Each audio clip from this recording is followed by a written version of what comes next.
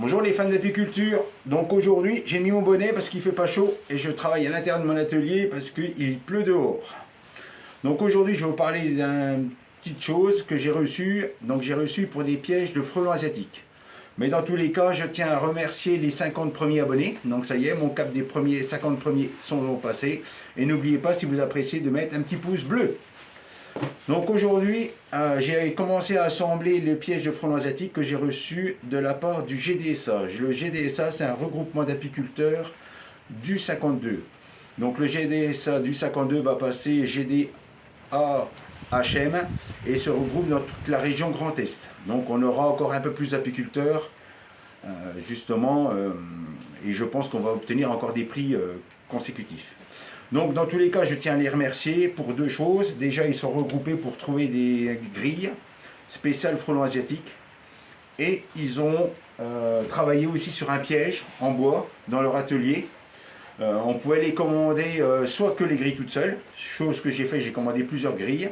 J'ai commandé des kits en piège que je suis en train d'assembler. Donc celui-là, il est assemblé.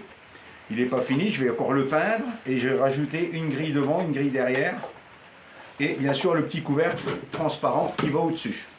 Voilà, donc ils nous fournissent tout, on a juste à l'assembler et à le repeindre. Donc moi j'ai déjà fait un premier prototype que j'ai assemblé entièrement et j'ai repeint. Donc ça c'est mon premier prototype. Le deuxième, je vais finir de le peindre et de le finir de l'assembler. Mais sinon j'ai commandé d'autres grilles toutes seules que je tiens à vous montrer aussi. Donc c'est des grilles et j'ai des boîtes toute simple, une boîte avec couvercle que j'ai eu à Action, mais bon après vous en trouvez à Foirefouille, vous en trouvez un peu partout. J'ai pris un diamètre qu'on puisse positionner la grille devant, vous allez très bien comprendre. Donc je vais faire un trou du diamètre un peu plus gros que le cône, il y a un cône, donc un peu plus grand, je vais percer, je vais positionner la grille dessus et je vais la river. Donc je vais mettre des rivets, comme ça va la tenir à hauteur. Ensuite au fond, je vais faire plusieurs petits trous. Je vais mettre dans le fond deux tasseaux de chaque côté, bien sûr en travers et deux au fond. Et par-dessus, je vais mettre une grille à renne.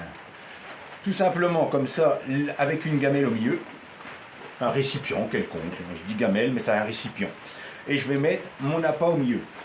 L'odeur de l'appât va se dégager dans la boîte, va faire attirer les frelons asiatiques et vont être coincés à l'intérieur.